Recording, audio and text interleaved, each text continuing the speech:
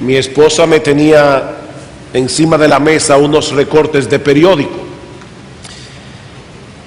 Unos recortes que revelan claramente cuál es el espíritu que reina en esta época del año en que el mundo supuestamente, ¿verdad?, está celebrando el nacimiento de Cristo.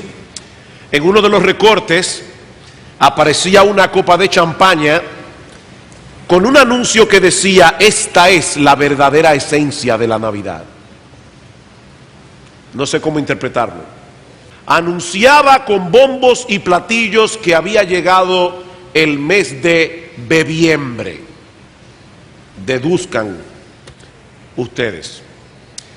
Obviamente los que diseñaron esas campañas publicitarias no estaban tratando de dorar la píldora con un mensaje de paz y recogimiento espiritual, sino que estaban mostrando lo que realmente significa para muchos la fiesta de Navidad. De hecho, recientemente, no sé cuántos de ustedes vieron en los diarios que ya en los primeros días de diciembre varias personas habían muerto de intoxicación alcohólica, comenzando el mes de diciembre.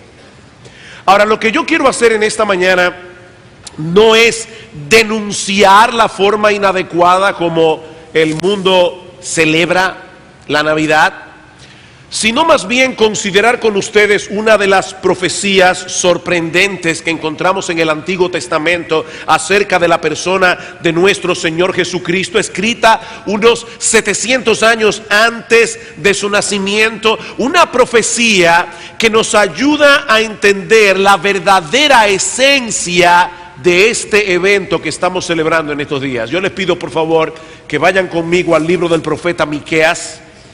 Miqueas capítulo 5, y vamos a leer los versículos 1 al 2.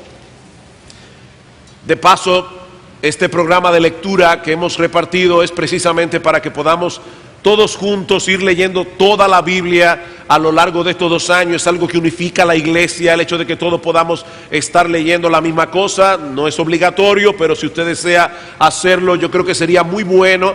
Y así yo creo que algunos van a leer algunos de los profetas menores que casi nunca se leen. Es una vergüenza, ¿verdad?, llegar al cielo, encontrarse con Miqueas y saber que usted nunca leyó su libro. Así que esta es una buena oportunidad para comenzar a leer toda la Biblia en un lapso de 2 años. Ahora dice Miqueas capítulo 5 versículos 1 al 2: rodéate ahora de muros, hija de guerreros, nos han sitiado, con vara herirán en la mejilla al juez de Israel. Pero tú, Belén Efrata, pequeña para estar entre las familias de Judá, de ti me saldrá el que será Señor en Israel, y sus salidas son desde el principio, desde los días de la eternidad. Miqueas fue un profeta, se le llama profeta menor porque su libro es un libro breve, no como el de Isaías o Jeremías o Ezequiel. Es un profeta del siglo VIII, contemporáneo precisamente de Isaías, el cual ministró durante un periodo muy difícil en la historia de Israel. Por un lado, la nación estaba sufriendo de una profunda descomposición moral y espiritual. Por el otro lado, ellos tenían la amenaza de la gran nación de aquellos días, la nación de Asiria en el norte de Israel, que en un futuro no lejano castigaría a los judíos con una derrota humillante. Así que había problemas dentro, había problemas fuera, una profunda corrupción interna, una amenaza militar inminente. Pero hermanos, es en ese contexto tan desolador que el profeta anuncia la llegada del Mesías, el Cristo. La palabra Mesías en hebreo significa ungido, es la misma palabra Cristo en griego. La llegada de ese gobernador, de ese Señor, de ese Rey de reyes y Señor de señores, enviado por Dios mismo para la salvación de su pueblo. Y lo primero que Miqueas nos revela en esta profecía es el lugar en el que habría de nacer el Mesías. Versículo 2: pero tú, Belén Efrata, pequeña para estar entre las familias de Judá, de ti me saldrá el que será Señor en Israel. Seguramente ustedes recuerdan que alrededor del nacimiento de Cristo unos magos llegaron a Jerusalén preguntando dónde estaba el rey de los judíos que había nacido. Y Herodes, que era un hombre sumamente suspicaz, y yo diría, ¿cómo se dice cuando una persona tiene un síndrome de persecución? Paranoico. Herodes mandó a matar a su propio hijo cuando pensó que podía quitarle el reino. Imagínense ustedes cuando este hombre escucha a estos dignatarios orientales preguntando, y no eran 3 reyes magos, como dice la tradición, ni se llamaban Melchor, Gaspar y Baltasar. Era una comisión de altos dignatarios persas probablemente, que llegan preguntando ¿dónde está el rey de los judíos que ha nacido? El rey de los judíos que ha nacido.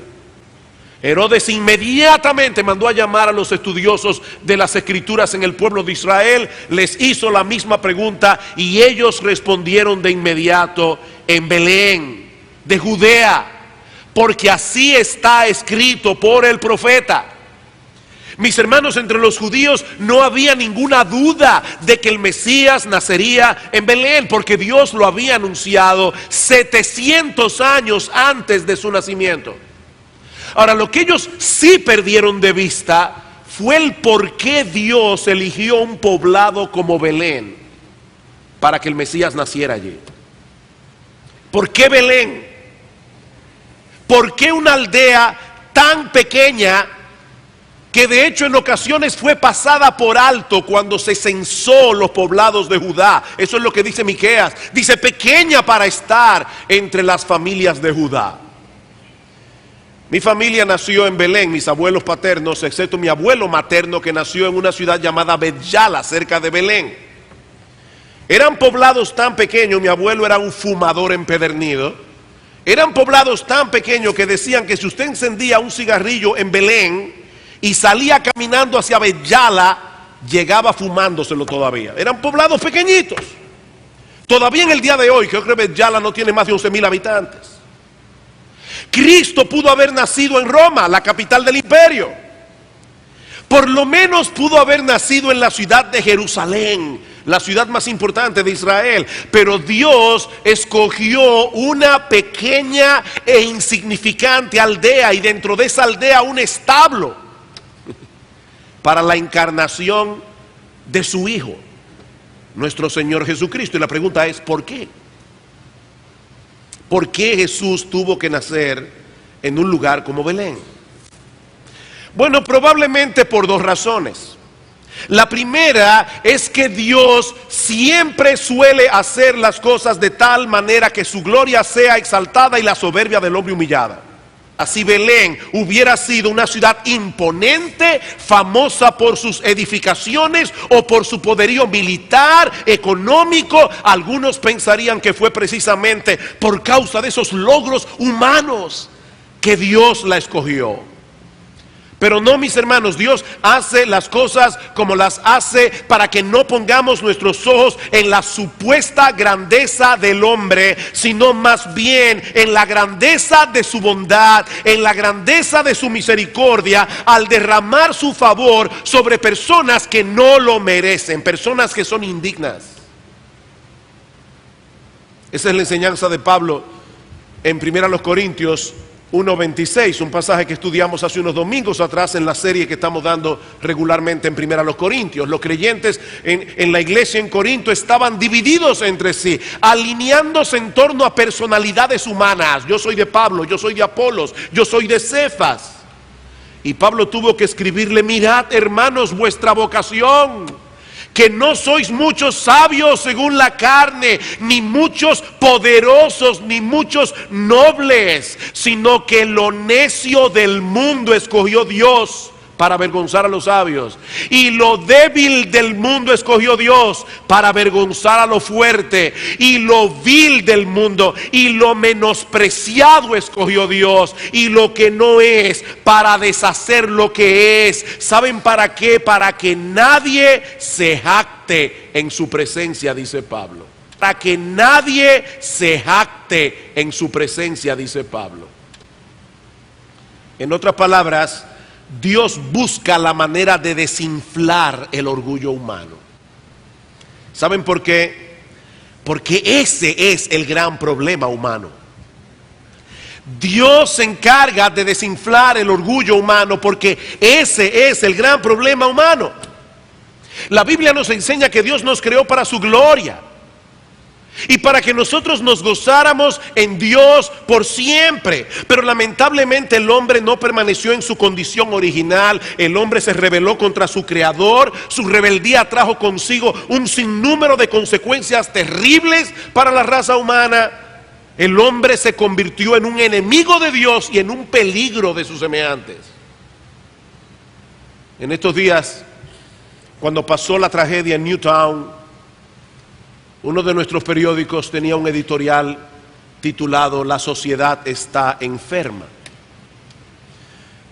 Y yo puedo entender el sentimiento del editorialista. Estaba preguntándose qué es lo que está pasando. Bueno, déjenme proponerles que yo creo que el problema no está en la sociedad. Esa palabra suena demasiado abstracta. No es la sociedad la que está enferma, es el hombre el que está enfermo. Es el hombre que está enfermo. No podemos encontrar ninguna solución a este problema que está viviendo nuestra sociedad, donde ya nadie puede salir a la calle tranquilo, si no ponemos el dedo en la llaga, y la llaga es el pecado del hombre. El hombre pecó contra Dios, se rebeló contra Dios, se volvió un ser egoísta, orgulloso, en un ser peligroso para el hombre mismo. Pero ese no es el fin de la historia.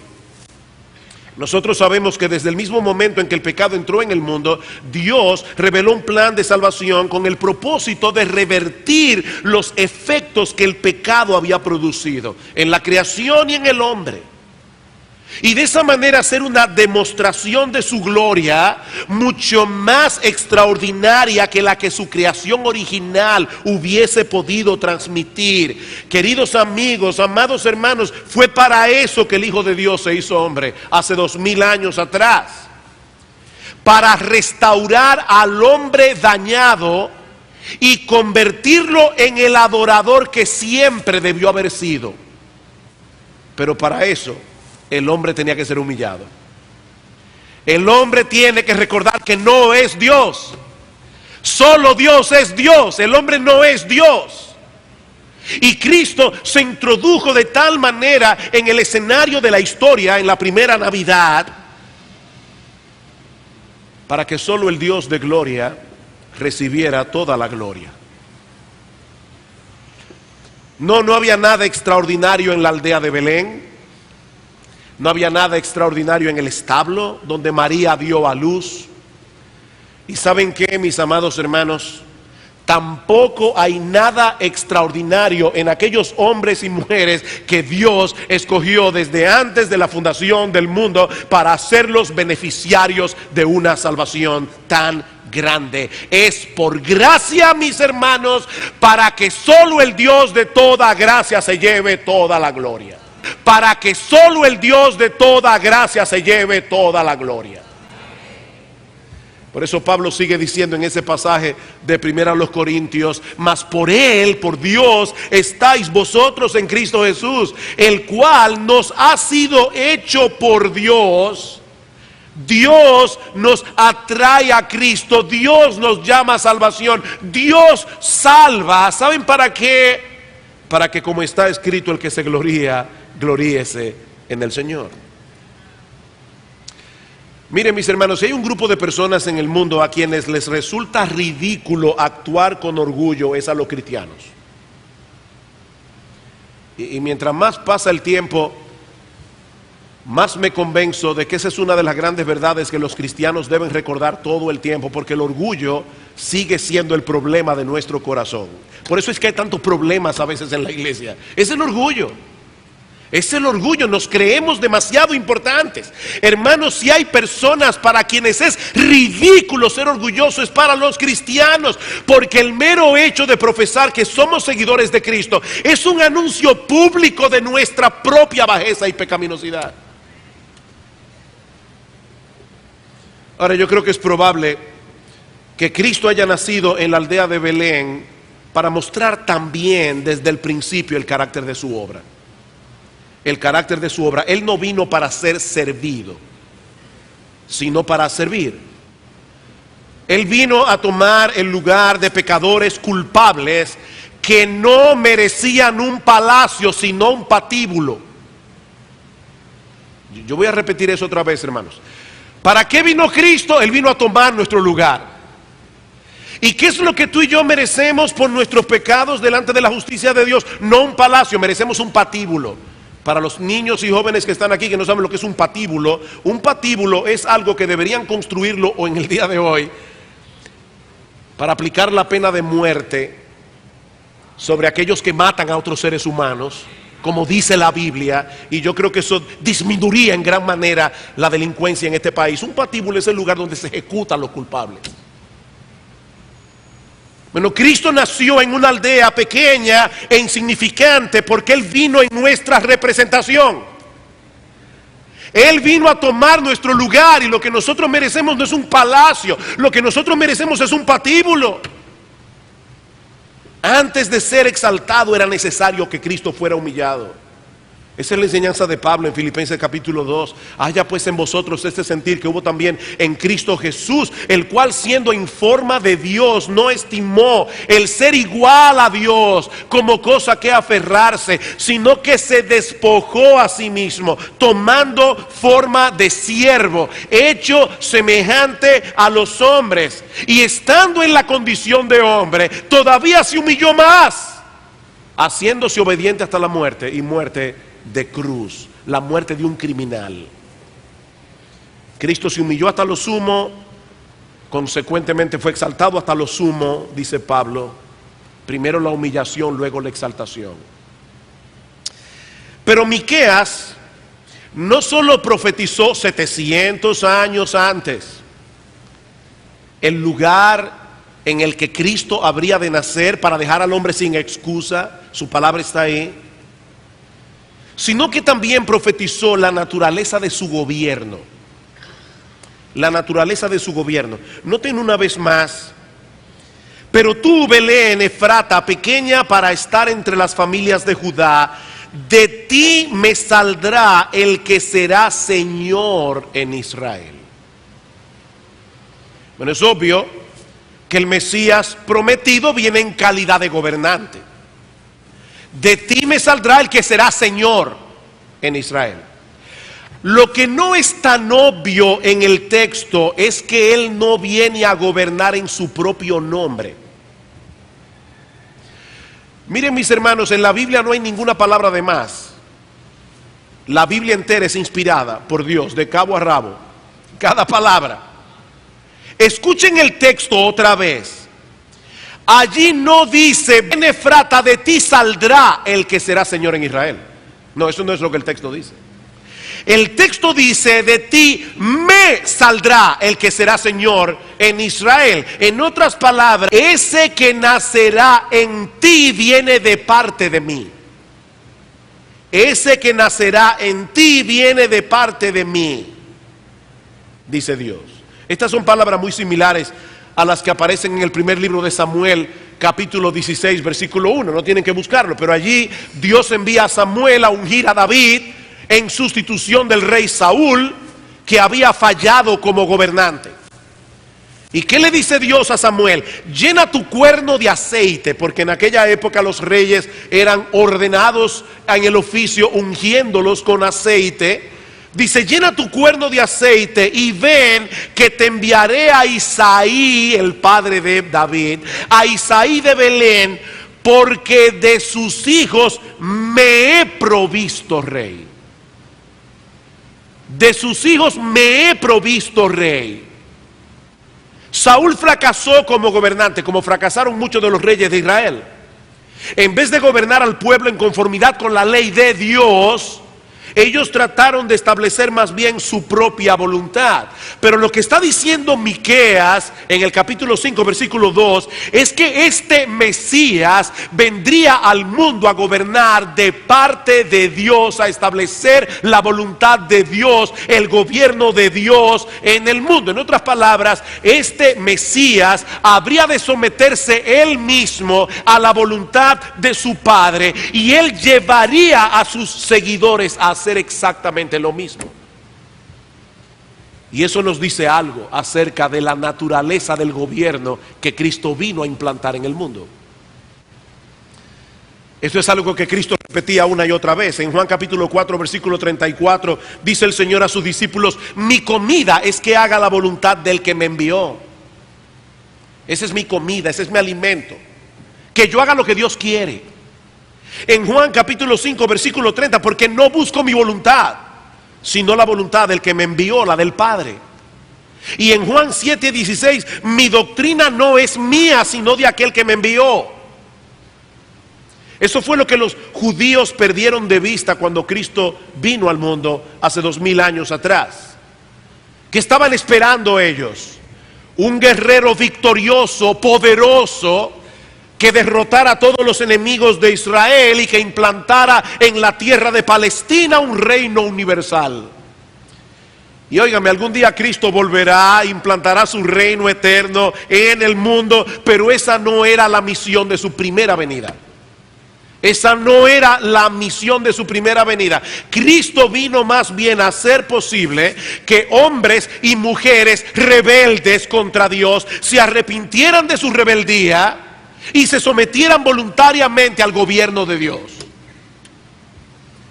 Eso fue lo que Cristo vino a hacer. Ese es el tipo de reino que Él vino a implantar. ¿Recuerdan ustedes cuando Pilato estaba interrogando al Señor?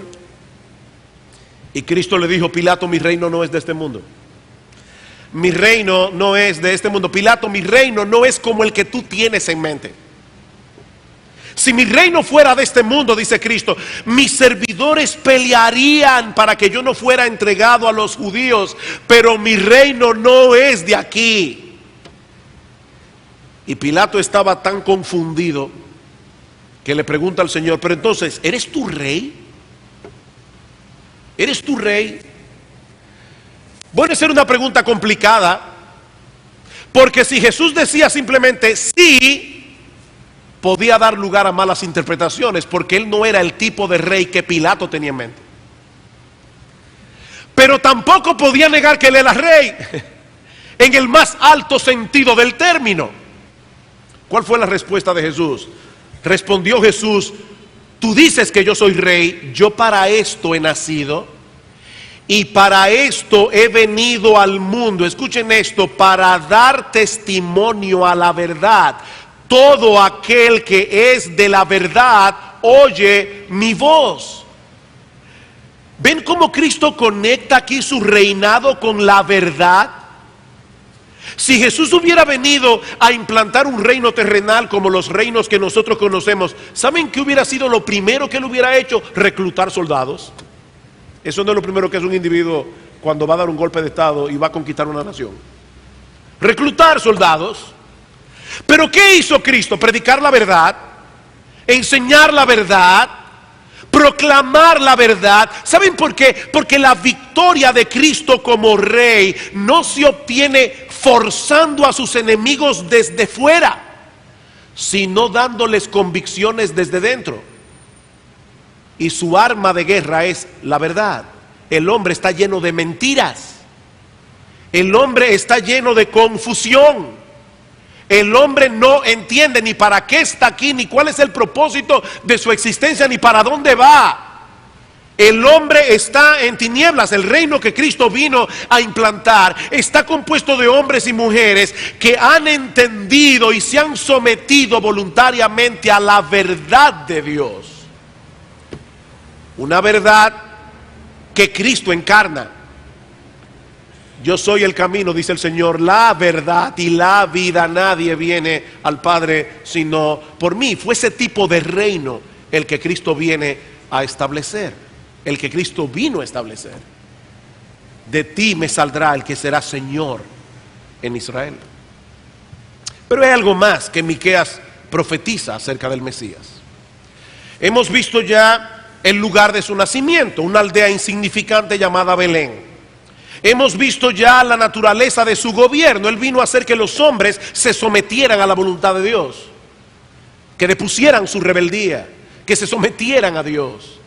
Pero en tercer lugar, Miqueas nos revela también la esencia de la persona del Mesías. Vean una vez más el versículo 2. Pero tú, Belén Efrata, pequeña para estar entre las familias de Judá, de ti me saldrá el que será Señor en Israel, y sus salidas son desde el principio, desde los días de la eternidad. Ahora sí que lo puso complicado, porque de primera impresión este texto parece contradictorio. ¿Lo ven allí? Este texto parece contradictorio. Por un lado nos está diciendo que el Mesías habría de nacer, igual que como todos nacemos, y hasta revela en la ciudad de Belén, en la aldea de Belén. Pero por el otro lado nos dice que sus salidas son desde el principio, desde los días de la eternidad.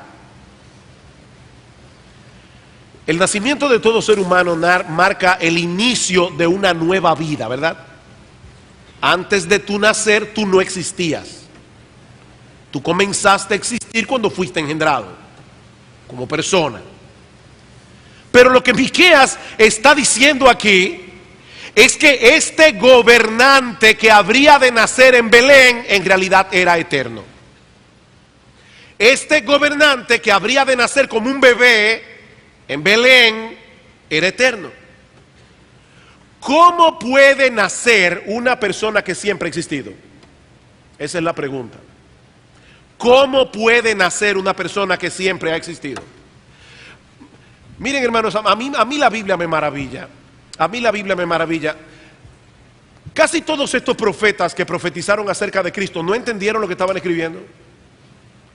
Yo estoy seguro que Miqueas no entendió lo que él estaba escribiendo. Seguro completamente. De hecho, el apóstol Pedro dice en 1 de Pedro capítulo 1 que los profetas inquirieron y diligentemente indagaron para poder entender las mismas profecías que ellos estaban profetizando. Ahora ellos fueron inspirados por Dios y ellos no pensaron, ve acá, como que Dios se equivocó aquí. Déjame arreglarlo. No, ellos no arreglaron nada.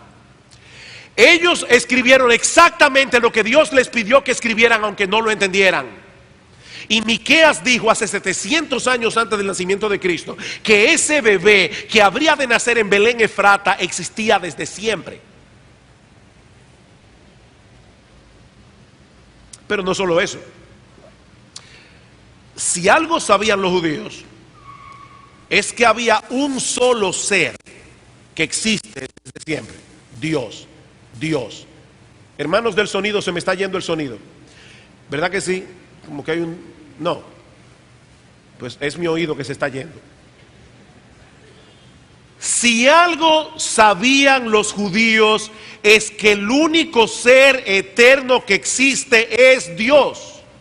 Dice en Isaías capítulo 40 versículo 28: ¿no has sabido, no has oído que el Dios eterno es Jehová, el cual creó los confines de la tierra? Bueno, pero ahora resulta que ese Dios, el único Dios eterno, está diciendo en Miqueas capítulo 5 versículo 2: de ti me saldrá el que será Señor en Israel. Yo voy a enviar a través de ti a alguien que va a ser Señor en Israel. La pregunta es, ¿ese Mesías que Dios está prometiendo es Dios o fue enviado por Dios? O sea, fíjense lo que estamos diciendo aquí. Este Mesías es eterno, pero van a ser como un bebé. Y Dios dice, soy yo que lo estoy enviando, y el único ser eterno es Dios. La pregunta es, entonces, ¿en qué quedamos? ¿Este Mesías es Dios mismo o es enviado por Dios? Es la misma dificultad que nosotros encontramos en otra profecía navideña.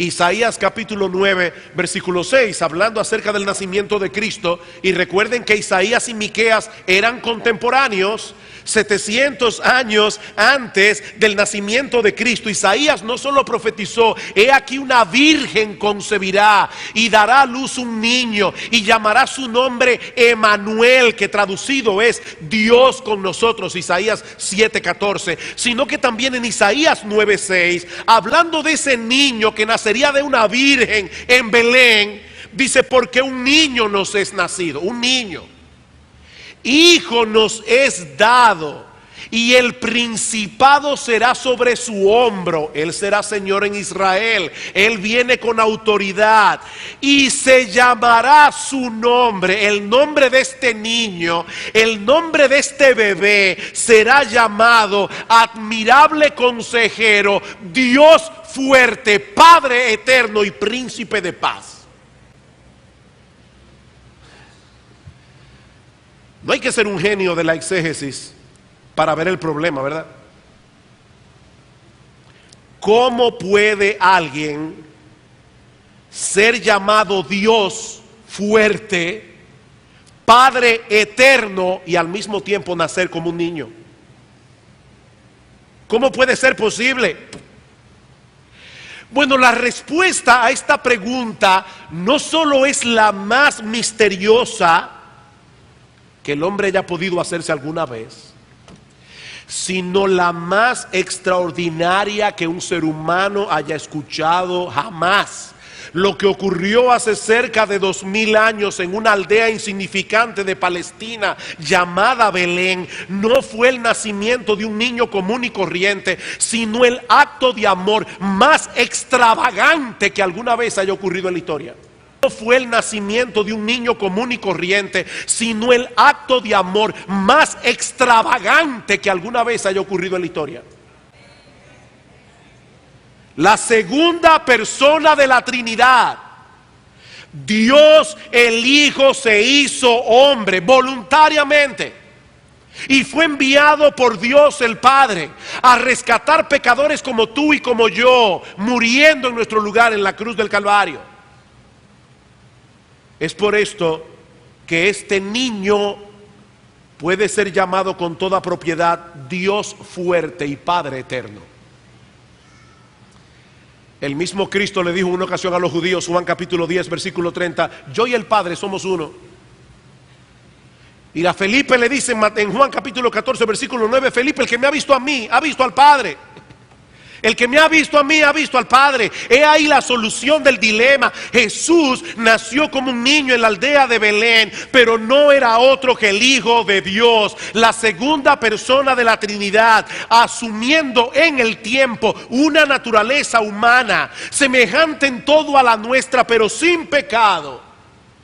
Y estando en esa condición de hombre, decidió pagar en una cruz la deuda que todos tenemos con la justicia divina, muriendo la muerte que todos merecíamos.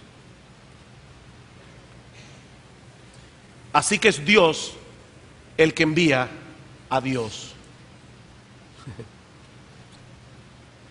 Es Dios el que envía a Dios. Dios el Padre enviando a Dios el Hijo.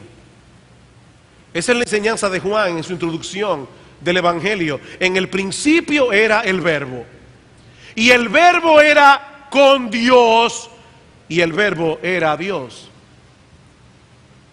Era con Dios y el Verbo era Dios. Versículo 14, y aquel Verbo fue hecho carne y habitó entre nosotros y vimos su gloria. Gloria como del unigénito del Padre, lleno de gracia y de verdad. Es ese hecho extraordinario el que supuestamente el mundo estará recordando dentro de 2 días.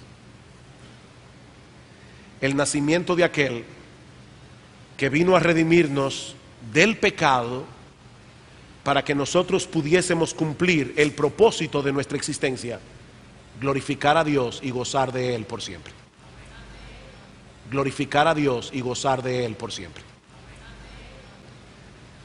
¿Saben que la Navidad es un recordatorio perenne de que algo anda mal en el mundo. Recuerden eso, hermanos, cada vez que llega la Navidad es un recordatorio de que algo anda mal. Porque en vez de vivir para Dios, el Dios que nos creó, nosotros los seres humanos decidimos vivir para nosotros mismos. Mis hermanos, ¿cómo se supone que deberíamos celebrar el nacimiento de aquel que vino a corregir ese mal? ¿Acaso no es cierto que la Navidad es uno de esos periodos del año en el que más se apela a la codicia, a la soberbia, al orgullo, al egoísmo humano? La gloria de Dios tiene que ver muy poco con esta celebración.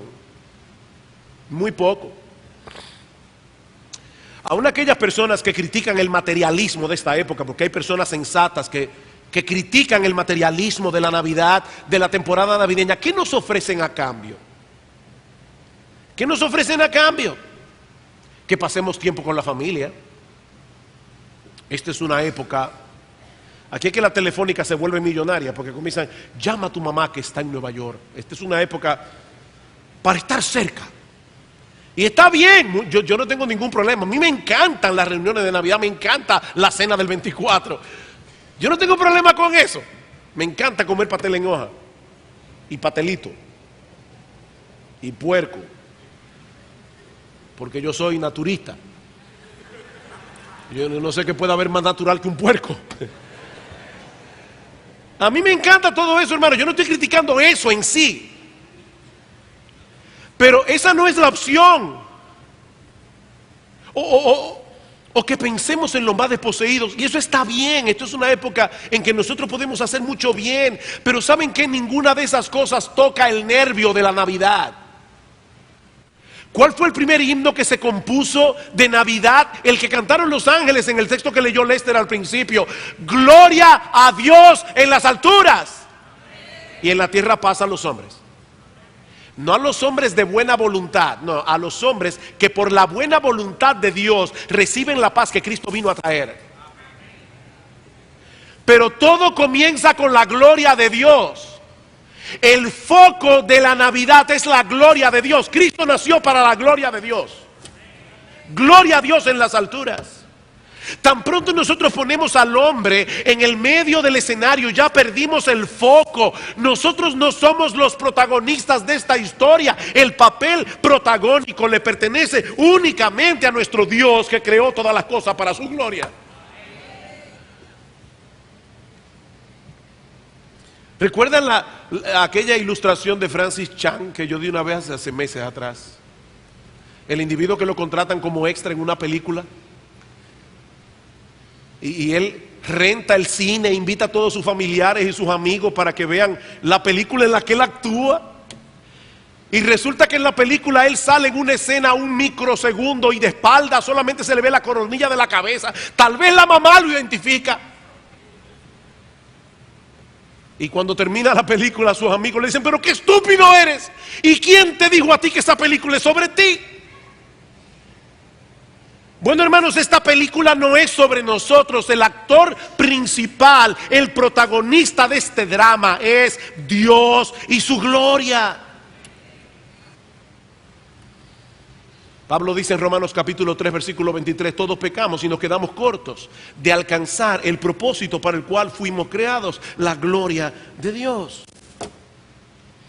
El hombre ha decidido vivir para su propia gloria, haciendo su propia voluntad, siguiendo sus propios deseos, completamente al margen de la opinión de Dios. Hace unos años leí una ilustración que puede ayudarnos a entender la magnitud de este problema. El gobierno de los Estados Unidos de Norteamérica invierte mucho tiempo, dinero y esfuerzo para entrenar y equipar sus fuerzas militares. ¿Para qué? Para que protejan a los Estados Unidos de Norteamérica, ¿no es así? Pero imagínense que de repente se descubre que un batallón del ejército norteamericano ha estado usando todos los recursos que el gobierno le provee para proveerle armas a una célula de Al Qaeda y están planificando con ellos un ataque letal a los Estados Unidos de Norteamérica. Pregunta, ¿qué sucedería con los miembros de ese batallón? Bueno, seguramente todos los implicados serían juzgados por alta traición y serían castigados con la pena máxima. Pues ¿saben qué, mis amados hermanos y amigos que están aquí en esta mañana? Eso es exactamente lo que ha hecho el hombre con su hacedor. Dios nos creó y nos equipó para que nosotros pudiésemos vivir para su gloria. Dios nos dio una mente para pensar, Dios nos dio un corazón para sentir, Dios nos dio una voluntad para decidir, Dios nos dio un cuerpo para servirle y una boca para alabarle. Pero el hombre ha corrompido todos esos dones y capacidades, usándolos para su propia gloria y para llevar su propia agenda. ¿Saben lo que es eso, mis amados hermanos? Alta traición, y de la peor clase. Alta traición. Fue precisamente por eso que Cristo vino al mundo. Él vino a buscar y a salvar lo que se había perdido. Él vino a reconciliar al hombre con Dios. Él vino a restaurar nuestras personalidades dañadas por el pecado, para que pudiésemos cumplir, aunque todavía imperfectamente, el propósito para el cual fuimos creados. Cristo se dio a sí mismo, dice Pablo en Tito 2:14. Se dio a sí mismo por nosotros para redimirnos, para comprarnos, para librarnos de toda iniquidad y purificar para sí un pueblo propio celoso de buenas obras. Esa es la buena noticia que los ángeles proclamaron esa noche. En el texto que Lester leyó, os ha nacido hoy en la ciudad de David un Salvador, que es Cristo el Señor. Es por eso que al pensar en la Navidad, nuestro foco de atención no debe ser el pesebre en la aldea de Belén. No, nuestro foco de atención debe ser el Gólgota en las afueras de Jerusalén. No debe ser el pesebre, es el Gólgota donde Cristo fue crucificado. El pesebre no es un fin en sí mismo. Cristo se hizo hombre para morir. Cristo se hizo hombre para morir. Era la única manera en que Él podía pagar nuestra deuda con la justicia de Dios. La paga del pecado es muerte. Alguien tenía que morir en nuestro lugar, y Dios el Hijo decidió hacerlo Él.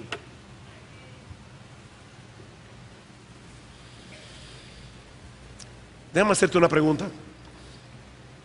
¿Te gusta recibir regalos en Navidad? A mí me encanta. Sería un mentiroso si no lo dijera. ¿Tú quieres recibir el mayor regalo de Navidad que alguna vez te hayan ofrecido? Deja de confiar en ti mismo. Reconoce tu pecado. Reconoce tu rebeldía.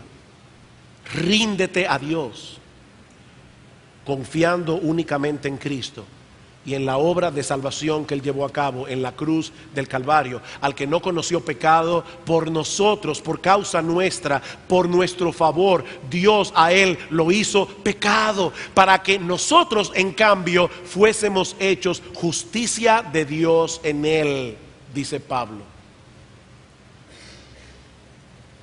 Esa es la esencia del mensaje del Evangelio. Que la salvación es gratis. Que la salvación es gratis.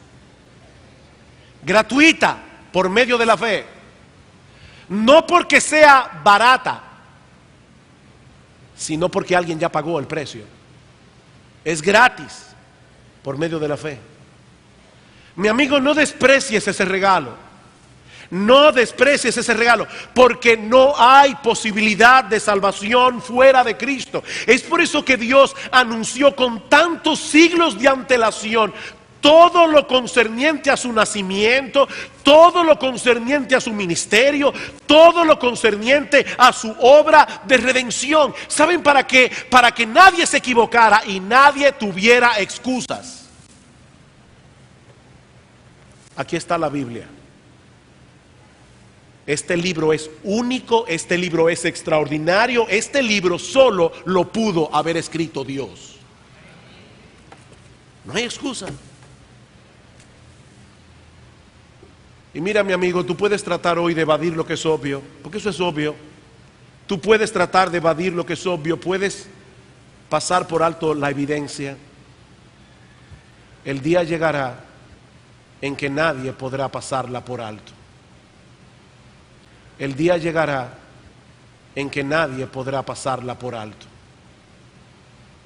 Dice la Escritura que viene un día en que toda rodilla se doblará y toda lengua confesará que Jesucristo es el Señor, para la gloria de Dios el Padre.